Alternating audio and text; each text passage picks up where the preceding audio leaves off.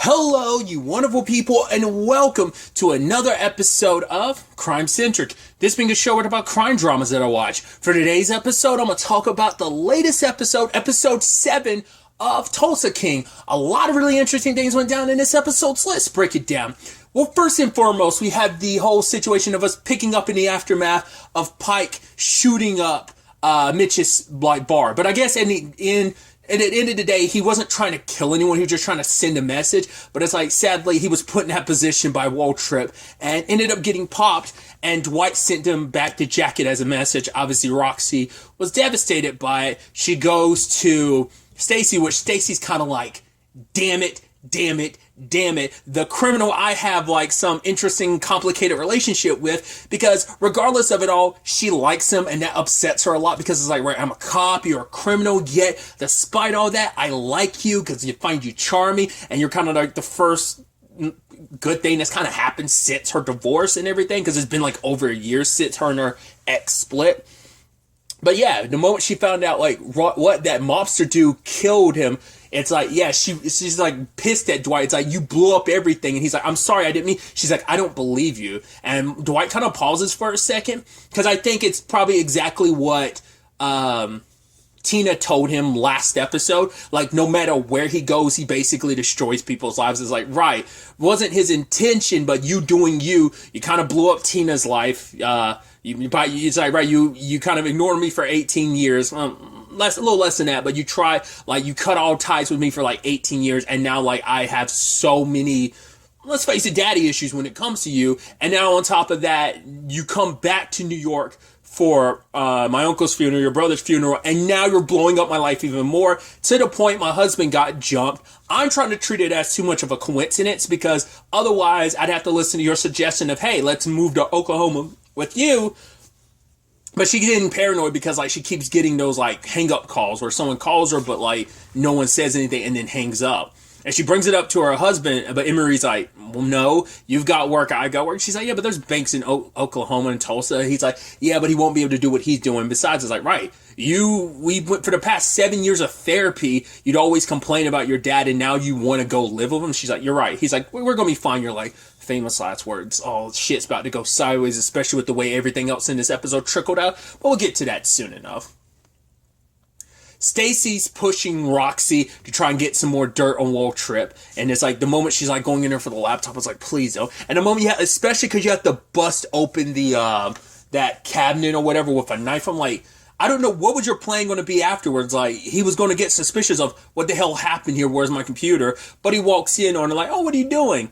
And the moment he's talking sweet to her, being uncomfortable sweet, as in like, oh, like, you know, I could use a lady like you, and it's like, oh yeah, your SO, because I don't know if that was her husband or just her boyfriend, just super got murdered, but you know, and it's just like, oh, and she's like, are you going to cut me? He was like, what? No, I'm not going to cut you. I was like, at first I was like, oh, he's not going to cut you, he's just going to stab you. I thought that was going to be like his way, like, oh, that was going to be his way around. It's like, and the moment he like opened up the thing, I was like, oh, he's going to choke you. I'm like, I guess, I don't know, I think it's weird to say, but I'm like, I think that's better than him stabbing you to death. So he ends up killing Roxy. Now Stacy has a dead informant, and now she knows she has a dead informant, and now that's also on her, because it's like, cool, I got my informant killed, and it's like, well, it's like this is also all on Dwight too, because it's like he kind of blew my life up and complicated my life. So any goodwill between them, I don't know if that's completely diminished or not. I mean, to be fair, she had issues with Dwight before, but they still kept a pretty nice rapport with each other. So we'll see if that continues after this, because it's like, yeah. I mean, this was always, once again, she referred to being here in Tulsa as being in Siberia. So it's like, who knows if things are going to get worse because of this. It's like, well, if it ever comes out that, because, I mean, she'd already be in a deep, complicated situation if it ever came out about her and Dwight. But then also this, I'm sure your informant dying, I mean, it's not, God, not unless the argument is like, well, you sent her deeper back undercover and she didn't want to. She didn't want to go back, and you pushed her for it, and now you kind of walk away with nothing. I mean, especially because she wanted Dwight to be the one that set him up, but Dwight was like, yeah, I'm not going to do that. I don't like the guy. I'm actually kind of at war with the guy right now, but I'm no rat, so. I don't know how that's going to all play out for Stacy next time. It's definitely going to be interesting to see, especially because Dwight and do we have her character's name? It's like like her first name. I think that's her last name's like DeVoe. I want to say. I think she's like Miss DeVoe, but like they go on a date, and I was like, oh, that's interesting. And there's definitely something off of that character. I mean, she's talking about how much she dislikes her ex-husband, and the moment Dwight's like, oh, I went to prison, and at first I was like, oh, did seem like that was kind of a mood killer, but he's like, aren't you going to ask? She's like, I could, Google it and find out in 20 minutes. Like, well, let me save you time. And he kind of gets into specifics of it, and he's like, yeah, I killed someone. It was like a fire, and he's like, yeah, I think I did the guy a favor, and I was like, okay, so so I know. So I guess I completely misunderstood that situation. Well, to be fair, they never really went into a lot of details about, like, all they said is Pete killed a guy and Dwight had to take the fall for it. So I guess maybe it's more like Pete tried to kill the guy was actually still alive, or maybe shit went sideways and the guy was still alive, and Dwight killed him out of, like, it was like a mercy killing. I don't know. Because it was a name that kind of, once again, Armand throws out a name and he's like, wait, yeah, the whole thing was set up. I thought that was in reference to like, oh, they try to kill you in prison, which still could be the case. I feel like I still feel like there's missing pieces to that. Like, I thought it was a lot more straightforward, but him adding that part of the story of like, yeah, I killed the guy. I actually kind of think I did him a favor. I thought was interesting. But she immediately asked the question of, what's it like to kill someone? I was like, he's like, oh, you're a very interesting lady. I'm like, yeah. I didn't know where that character was going, and now we're like, is she trying to kill her ex-husband or something? She kind of doesn't like him, and he already has, like, she doesn't own, like, the ranch stuff, like the horses, and like, she doesn't completely own that. He owns some interest in that, so she's like, right, he sucked as a husband, and even more so, he still sucks as an ex, so he's kind of a nightmare, and I'm like, huh, that's interesting. Once again, no, the moment she heard about Dwight's history, I thought she kind of got quiet. I was like, huh. But then, like, she was smiling and kind of laughing about it. Like, oh, I've always wondered what it was like to kill someone. I was like, okay, that's interesting. Okay, we'll have to wait and see where things kind of go on that front. Then you had the whole situation with Goody showing up in Tulsa, which he showed up at an interesting time. First and foremost being like, what the fuck are you doing here? Armin's like, dude, I lived here. It's fine. I actually work for Dwight. It's all good. It's like, okay. So Dwight obviously confronts him about like, yo, what happened to Emery, Tina's husband. And he's like, bro, I had nothing to do with that. I also didn't know about Nico. He said it last episode too, I believe. He was like, yo, if any of us knew about Nico, we would have popped him too. That just would have been the right thing to do. Because he's like, yo, you've known me since like I was a baby, Dwight. But Goody's there, putting on that smiling face, but he's also there to report back to Pete and them. So it's like, yeah, Armand's here, which Chicky's like, that's too much of a coincidence. They set this up, which I was like, motherfucker, you sent him to Tulsa in the first place. But then the argument could be like, yeah, he was sent to Tulsa, but he arranged it. But it's like, yeah, it is a weird, crazy coincidence. I was almost thinking like, you were the ones who sent him there on purpose, knowing that he'd run into Armand. But it seems like that wasn't the case. It does seem like just out and about, it was just crazy coincidence that would just end up landing in the same place. It's like, that is fascinating. I guess the part of this show is just going to be like the funny nature in which all this shit works. It's just like, the happenstance of all this happening was just interesting. But Goody's also putting up like, yeah, like obviously the Nico stuff is kind of already an issue. And then on top of that is stuff with Tina's husband. But Chicky's like, no, nobody did anything. It's like, man, you're lying through your teeth. Because you also know you're going to get grilled by your dad because your dad slapped the shit out of you last episode for talking about trying to kill Tina, So, I mean, despite Vince's issues with him, he's more so about like, man, let's kill Dwight. It's like Dwight's going to be the one to pop a cap in your ass. Well, he might not shoot you, but you're going to die, and it's going to be because of I just feel like he's the one that laid you out. It almost feels poetic for him to ultimately try and kill you, ultimately be the one to kill you because you tried. You're the one gunning after him. I could definitely see, jumping ahead a little bit, I could definitely see Chicky sending Vince to kind of take care of him. It's like, yeah, wipe him and his crew out because they Goody had let him know, like, yeah, he's making good money here. He's got a dispensary. He owns a bar with a guy. He's got this kid, Tyson, driving him around. He's got Armand working for him. He's got his own little crew here. And it's like, yeah.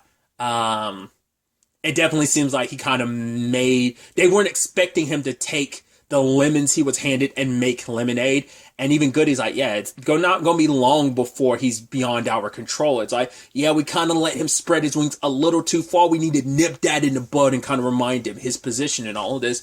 But Dwight's not going to fall in place for no one. Maybe for Pete, but jumping ahead a little bit, Pete is dead now. And I could definitely see Chicky trying to go to war with Dwight, and that's a war he does not want. But that's also the problem, because Dwight's already kind of at war and beefing with Waltrip right now, so the last thing you need is a war on another front, specifically one back home where your daughter and her children and her husband are, so it's like, so.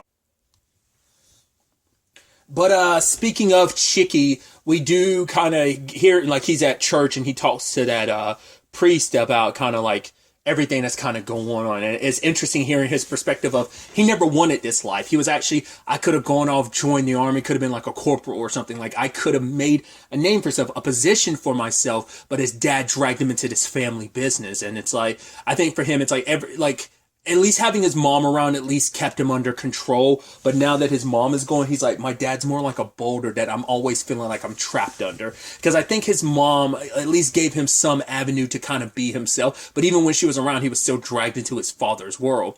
And it's so interesting, too, because he hears from his dad, it's like, oh, yeah, my dad, wanted me to kind of go my own way and do my own thing. But it's like, yeah, if that's the case, why wouldn't you do the same thing for me? He's like, oh, here you go, bitching and complaining again. It's like, I wanted my own life. I could have done so much. But, he's like, oh, boo-hoo you, big house, got a pool on the inside. He's like, yeah, but, like, who said this life is what I wanted?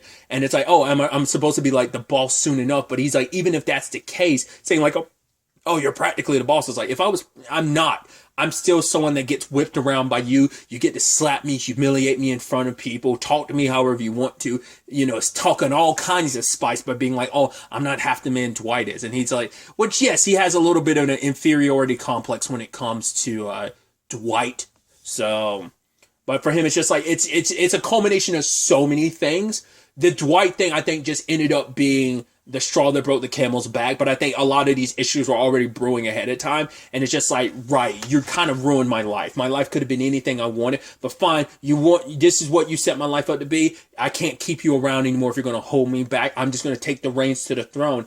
And then after he kills his dad, he adjusts his hair. I was like, oh, it is because I brought it up in the first episode. That actor, I was like, the actor who played Chicky, was like, I've never seen him with hair, so like, I didn't know they were going to make it a toupee also in or just like any fake hair. I didn't know they were going to make it fake hair in the show as well. I thought that was just going to be legitimately his. Oh, they made a whole point of it. It's like when he takes it off, that's how I'm used to seeing that actor. Like, I want to say, like, because the first thing I ever saw him in was a show called Breakout Kings. What was that? 2011, 2012 to 2013. Sadly, it only lasted 2 seasons. It was a show on A&E. Interestingly enough, that show was also my first introduction not only to him, but to Laz Alonso, Surinder Swan, Malcolm Goodwin. I don't think it was my first introduction to Jimmy Simpson. I want to say Psych was my first introduction to Jimmy Simpson. But regardless, tangents and all that aside, I haven't thought about that show in a while, but I'm always bummed when I'm like, oh man, I really, really like that show, and I'm so bummed it only got 2 seasons.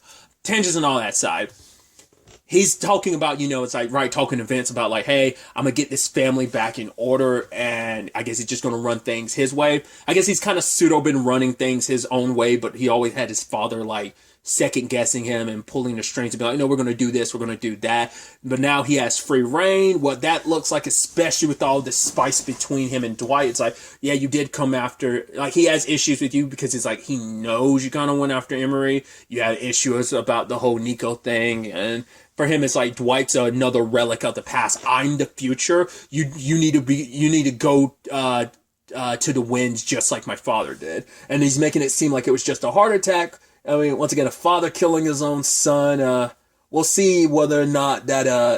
Obviously, you don't escape that. It's like, right, you killed your own father. That guilt's going to eat away at you in some shape or form, and maybe lashing out at Dwight is going to be how he kind of deals with said like internal struggles he has about it. We'll see how things kind of play out. I thought it was kind of interesting too, really quickly. it seemed like they had it like Pete definitely had issues when he found out that Tyson had the ring that Dwight gave him. I guess it's supposed to symbolize like almost like, hey, you're one of my soldiers, you're one of my ride or dies, so it's supposed to be symbolic. But I guess maybe it's not Dwight's to give away. You're not high enough in that position, or him giving away it's significant, especially because him and Pete's dynamic. I don't know, because Goody tried to like be like, hey. Like, Pete was super upset when he found out about the whole event. Like Pete had your back, ride or die, like, being like, yo, it's understandable. And you could tell that struck a chord hearing that earlier about, like, no, Pete's good too. Like, Pete's good with you about the whole thing. Now finding out Pete's gone, and he was saying, like, hey, I'm not going to go to the funeral, which, yeah, that can be some issues. Once again, Chicky could use that to, like, add more fuel to the fire, but it's also like, he kind of doesn't want to be around them right now. Just because of the Nico thing, and now everything with Emery too, it's like it's too much. Plus, he's got a lot to deal with on the Tulsa front. So, I love that when Bodie came back into the weed shop and stuff, and there was a flash of him. It was like, what have you got up there? And I'm like, what kind of other secrets do you have, Bodie? And then obviously Dwight came to him about like business, and he's like, all right, what other harebrained ideas you have? And he's like, where do you get these fucking balls to talk to me like that? I put people on traction for less, homie. But it's like, yeah, we just need like $500,000 to kind of get things started, kind of like, right, kind of boosting up Mitch's place, put a casino in the back, and it's like, yeah, with a casino in the back, you practically be printing money. And Bodie has, some. I'm not well versed in the NFT, which I know that's a whole thing, especially now. But I'm sure when this show was specifically written and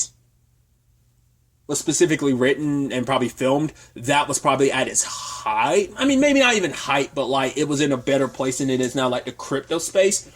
And then once again, I am talking from ignorance. I have not dabbled in the crypto space. I've listened to people who are not only dabble, who are deep in the crypto space. I've heard a little bit about the NFT thing, which once again, that's a whole thing. I specifically have heard more talk about that more specifically on the video game front, but I have seen the other applications and stuff like that. Once again, it's a digital space that I kind of know.